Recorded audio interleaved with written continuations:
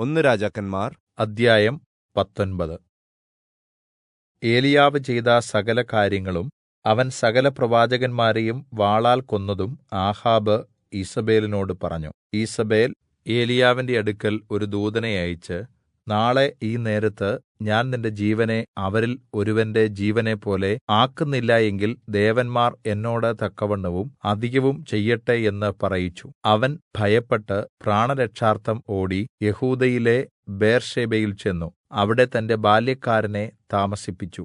പിന്നീട് താൻ മരുഭൂമിയിലേക്ക് ഒരു ദിവസത്തെ വഴിചെന്ന് ഒരു ചൂരച്ചെടിയുടെ തണലിൽ ഇരുന്ന് മരിപ്പാൻ ഇച്ഛിച്ച്, ഇപ്പോൾ മതി യഹോവേ, എന്റെ പ്രാണനെ എടുത്തുകൊള്ളേണമേ, ഞാൻ എന്റെ പിതാക്കന്മാരെക്കാൾ നല്ലവനല്ലല്ലോ എന്ന് പറഞ്ഞു. അങ്ങനെ അവൻ ചൂരച്ചെടിയുടെ തണലിൽ കിടന്നുറങ്ങുമ്പോൾ പെട്ടെന്ന് ഒരു ദൂതൻ അവനെ തട്ടിവിളിച്ച് അവനോട്, എഴുന്നേറ്റ് തിന്നുക എന്ന് പറഞ്ഞു. അവൻ ഉണർന്ന് നോക്കിയപ്പോൾ കനലിന്മേൽ ചുട്ട ഒരു അടയും ഒരു തുരുത്തി വെള്ളവും തന്റെ തലയ്ക്കൽ ഇരിക്കുന്നത് കണ്ടു.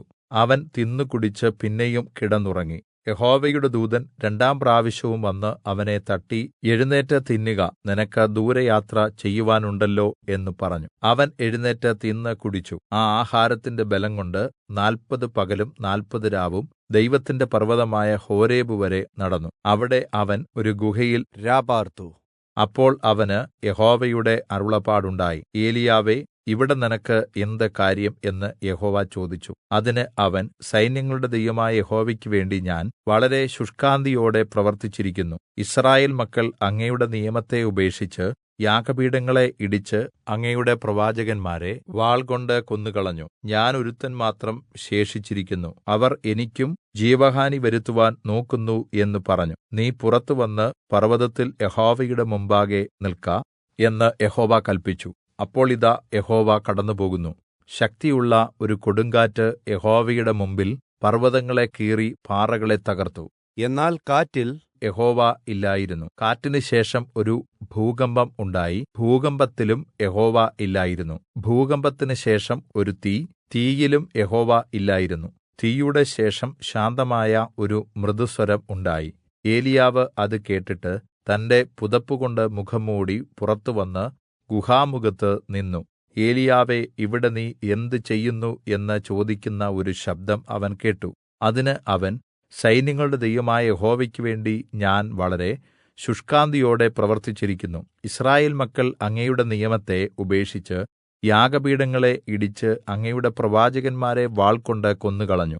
ഞാൻ ഒരുത്തൻ മാത്രം ശേഷിച്ചിരിക്കുന്നു. എനിക്കും അവർ ജീവഹാനി വരുത്തുവാൻ നോക്കുന്നു എന്ന് പറഞ്ഞു.